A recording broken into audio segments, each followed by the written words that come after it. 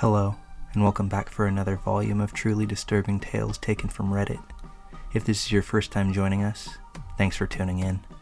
If you enjoy creepy tales and true crime, then you've come to the right place.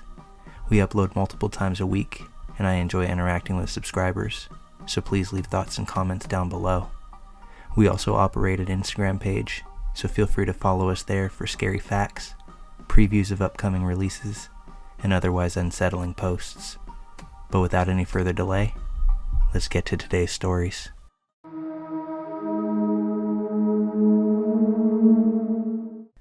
I grew up in Ohio in the 70s, and me and my childhood friend Joe were outside all the time we could manage it. Joe lived on a farm that bordered a pretty big forest. My parents would drop me off in the morning, and we'd stay in the woods all weekend, only emerging to come out for school on Monday morning. We loved pretending we were frontiersmen.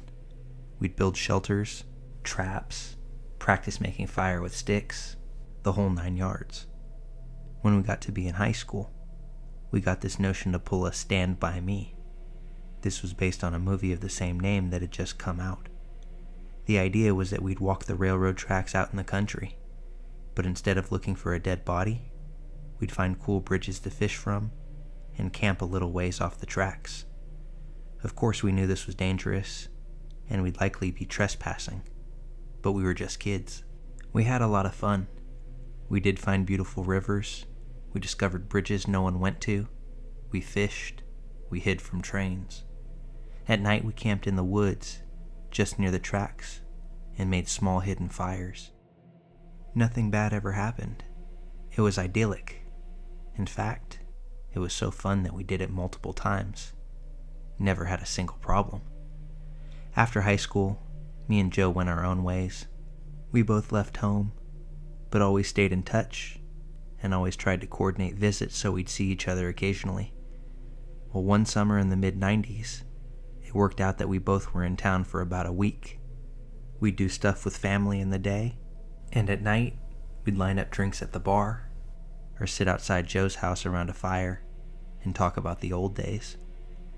One night, me and Joe got to talking about our Stand By Me trips. Well, nostalgia and beer are a hell of a mix. Soon we decided to take a day, walk the rails, camp one night, and then walk home. The day came. We started out early morning. We had my wife drop us off in our old spot, where we used to start, right outside of our hometown. She thought this was absolutely crazy, and made sure to mention it. When she pulled away, Joe suggested that instead of walking the usual route, we'd take the opposite direction, just to be adventurous. We knew the land well, we had a map, so I gave a "what the hell," and off we set. The day went fine. It was fun and a little sad, but in a good way. We found a bridge and sat on the edge, smoked a joint, and then moved on.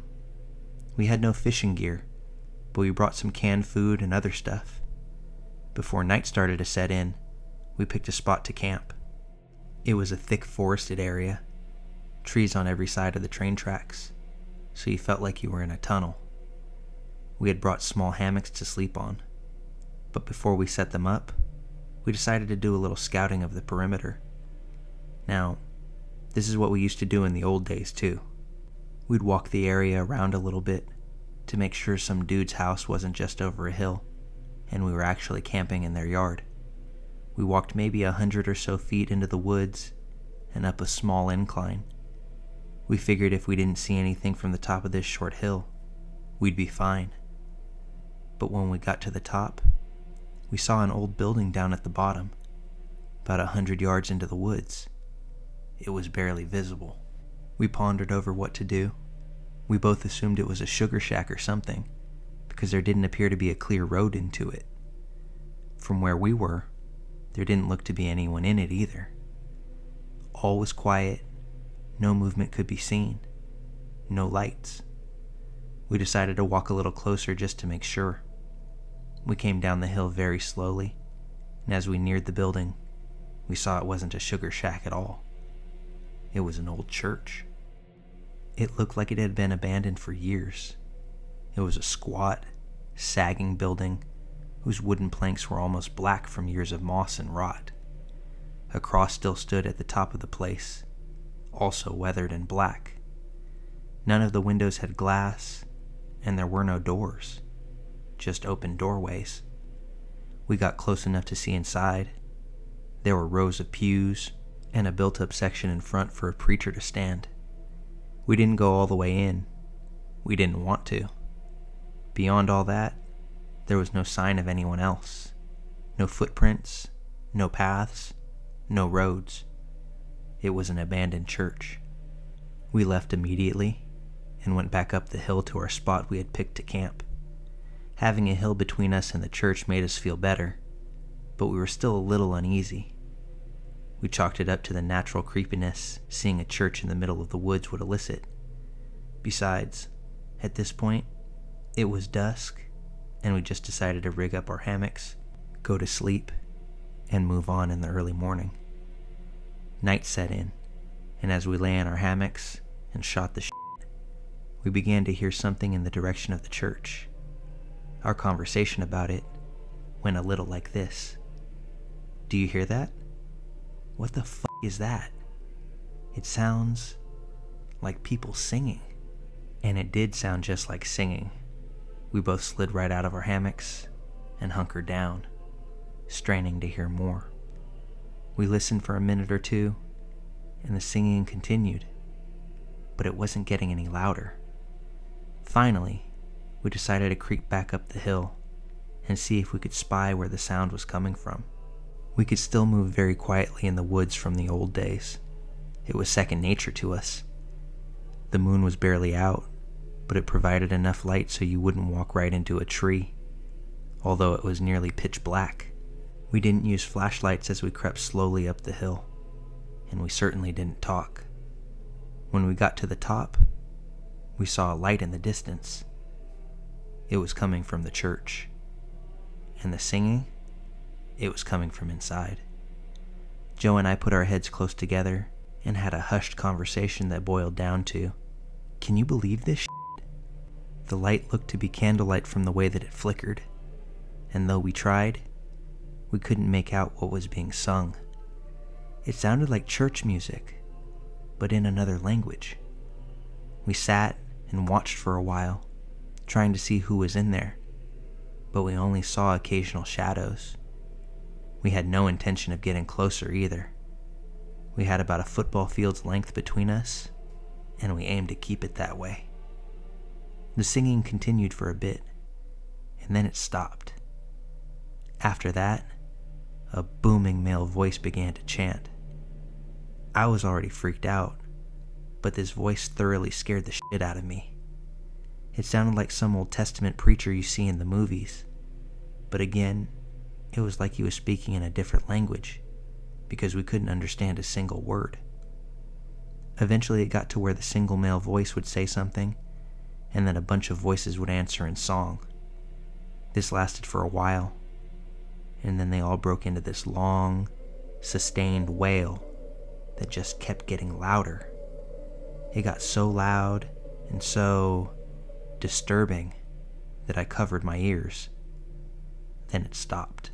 At this point, I was just getting ready to say, "Let's get the f*** out of here," when Joe put a hand on my shoulder and hissed, "They're coming out." We were far enough away that we couldn't make them out really well, but what we could see was a line of figures walk out that open doorway, all holding hands, in single file. We could see some of them had flashlights. They began to sing again, and the light from the flashlights began to move towards us on the hill.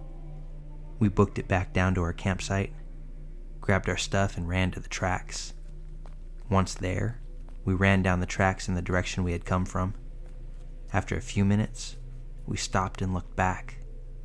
We saw lights coming down the hill. They were moving erratically, like whoever was holding them was shaking them. We continued to run in spurts and walk as fast as we could. We eventually stopped seeing the lights and came to a road. By our map, we knew a small town was about 15 minutes down it, and we walked there, got to a 24-hour gas station, and called my wife to come get us. My wife and other friends all just thought it was kids messing around.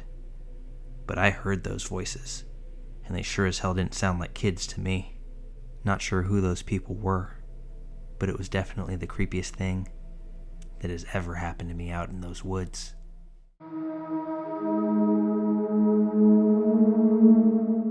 I was about 10 years old when this happened, and even 20 years after the fact, I'm still so freaked out by the event and the lack of response from the adults in my life.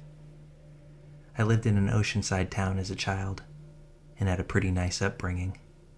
My family owned the house that we lived in. We were a mile or two from the beach, and things were nice. Not to say we were supremely well off or anything. I mean, there was a Walmart across the street from my neighborhood after all. But all things considered, like I said, things were nice. One lazy afternoon, me and my best friend Daisy decided to go for a walk to the beach. Our parents weren't the most overbearing people. So long as we went together, we were good to go on these unsupervised walks. Within 20 or 30 minutes, we get to the beach and make it to the water's edge. At this point, we weren't content to just hang out there. We wanted to continue our walk along the shore. We made the executive decision to take off our shoes and bury them so that we could feel the wet sand under our toes, and we'd be able to get our shoes on the walk back. No biggie. So off we go, down the beach, talking and laughing, and just generally enjoying the day. I'm not sure how long it took, but we made it a fair distance with our stroll. Thinking back with my adult brain, it was probably about a mile or so from where we dropped our shoes. I had brought a set of binoculars with me so that Daisy and I could peer out to the horizon of the ocean and see if we could see boats or whales or whatever 10-year-olds think they're going to see out on the water. So at this point, I take the binoculars that are draped around my neck and put them up to my eyes as I scan the water, the dunes, and down the beach back from where we came. When my eyes come to rest on the beach, however, something came into focus that just didn't seem right. There was a man some distance away. I could tell it was a man based on his physique and his walk. Not sure how old, what ethnicity, or any of that, but I knew it was a man. He was walking in our direction, and he was maybe 200 or 300 feet away. Although it wasn't a very popular beach, it wasn't uncommon to see another person while out there. The thing that gave me pause was the fact that from head to toe, he was pretty much all the same color, save for his head and the area below his belt. It was about this point that my brain caught up with my eyes, and I realized that this man was completely naked and walking towards us. After I tell Daisy what I see, she says that she can see him too, and she confirms just how weird this is. In that same moment, this man, who obviously had already seen us, raises his arm and points directly at us, before he takes off at a full sprint, heading right for us. Daisy and I instantly freak out as the gravity of the situation hits us like a ton of bricks. What was just weird and slightly confusing a moment ago had now devolved into terrifying, and we knew that we had to get off that beach right then. But where to go? We can't continue down the beach because it stretches on for days, and surely this full-grown man will be able to track us down. We can't run back in the direction that we came from because the beach isn't wide enough to avoid him, and we'd essentially be running straight towards danger. So we decide to run up the sand dune directly behind us and attempt to distance ourselves from our nude pursuer. This dune is not meant for walking. It's covered in sticks, ice plant. It's at a rather steep angle, and wouldn't be the easiest if you weren't freaking out about being caught by somebody chasing you. But we have to brave it. We make the dash and urge each other up this hill, not pausing for a moment as our bare feet step on logs, prickly plants, and anything between us and safety. As we crest the hill, we see that this man has made up considerable ground on us. now only about 50 to 75 feet behind us, as he begins his climb as well. We sprint down the other side and hit the walking path that borders a highway with dozens of cars flying by. We know that this man is just about to pop over the hill, so we find an area right off the path that we think conceals us, but still allows us to see what this man's next move would be. Our thought was that even if he got to the top of the dune, he would have to stop in his tracks unless he wanted hundreds of people driving down the freeway to see his junk. As he gets to the top of the hill, he pretty much does just that. He stops, but not before he gazes down in our direction. Not sure if he saw us, or if it was just the fear that he would, but I still remember the feeling of my heart dropping. After what felt like minutes of looking in our direction, he slowly retreated down the side of the hill that he had just come from, and when his head was no longer visible, we took off running down the walking path back in the direction that we started our journey from. We knew we couldn't go back down to the beach, so we sprinted as fast as we could back towards civilization that we knew the path would dump us out on.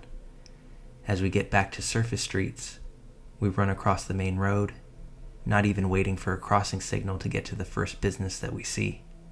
I think it was a gas station. This was the 90s, so neither one of us kids had a cell phone, and we had to plead with the attendant to use their phone to call our parents. I remember in the heat of the moment, I had incredible anxiety surrounding the fact that we didn't have shoes on, and the gas station may not even let us in, because I was familiar with the sign saying no shoes, no shirt, no service. The attendant took pity on us, although I'm not sure she even knew what we were breathlessly trying to tell her. So we call our parents to come and get us, and there's finally a feeling of relief that we were not going to be caught by some creep wanting to do only God knows what to two 10-year-olds. When my parents arrived, they loaded me and Daisy into the car, and they asked what happened, how did we end up at the gas station, and where our shoes were. Through tears at this point, we begin to recount the whole ordeal, seeing this strange man, being chased, making our escape, and ultimately calling them from the gas station of refuge. My parents called the police, and they had a car meet us at the house to make a report. But to my shock, even as a 10-year-old, the police officer simply said, "Oh yeah, there's an unofficial nude beach down there. You probably should just avoid that area." Like, really? That's all you got from this entire story? After the police left, my parents took me back to where our walk began on the beach to retrieve the shoes that we assumed were still buried, because Lord forbid we were to lose our Skechers to the ocean. We get to the path, and I tell my mom that I don't want to go back down there. What if that man was still there? What if he were to try to get me again? My mom assured me that things would be fine, and that man would be wise not to pop up now that my parents were there with me. This put my concerns to rest, although just for a moment, because as we got closer to the spot that I remembered Daisy and myself digging a hole to conceal our kicks, there was now an open trench and no shoes to be found.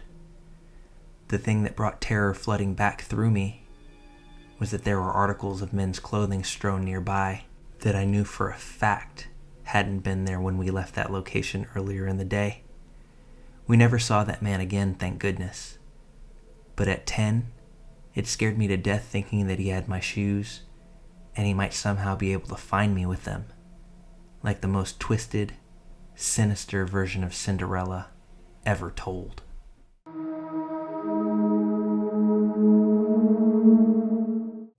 So this happened in 2013, and I was 17 at the time. My family was looking at this house, and the owner showed up and talked with my parents. He seemed like a nice older man, built the house himself.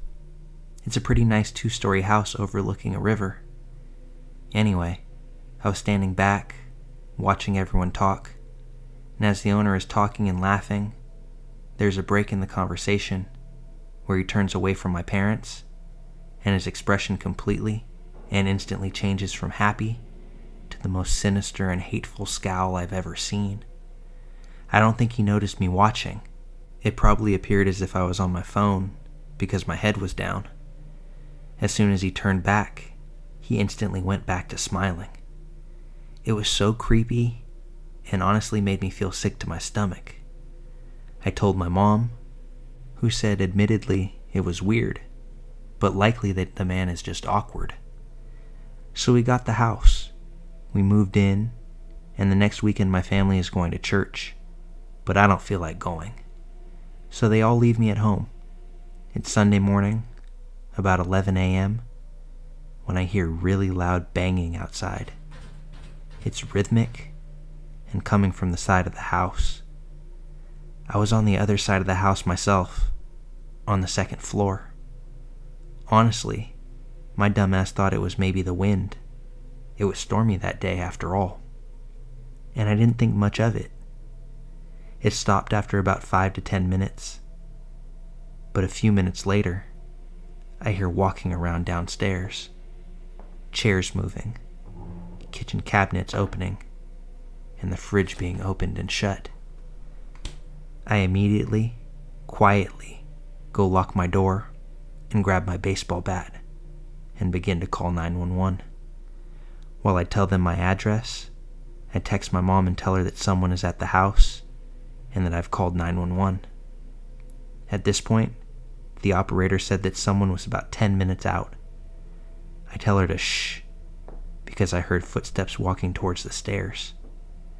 Basically, the house is so thin that I could track the intruder step by step as they move through it. At this time, my mom responded that she's on her way, but she's 30 minutes away at this point. So there I am, 17-year-old, 5'2", 100-pound girl hunkered in her room, knowing full well that if this intruder came in, he'd likely overpower me and take the bat. I was f***ing terrified. I heard him walk down the hallway towards my door. I saw the handle turn and stop. It was locked, but I heard him stand there. He didn't move. I could even hear his breathing. It felt like forever, but really I think it was about 10 seconds. I heard him turn around and go back down the stairs. I heard the back door open and shut one more time, and about 3 minutes later, the police pull up. The 911 operator asked me if I could let them in, or if they needed to force it. I knew he had left, so I let them in. No one was there. No sign of forced entry. Nothing. When my mom got there, she looked at my stepdad and asked if he had changed the locks. But he hadn't. I think the creepiest part, and what really validated my story, was that my mom had just vacuumed the hallway, and there were now visible, large footprints up and down the hall that were bigger than any of my family members' feet.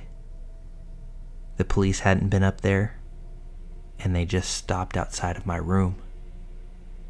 I suspect that it was the original homeowner, but he died about a year after that, and we could never confirm that it was him. But my suspicions, they'll never die.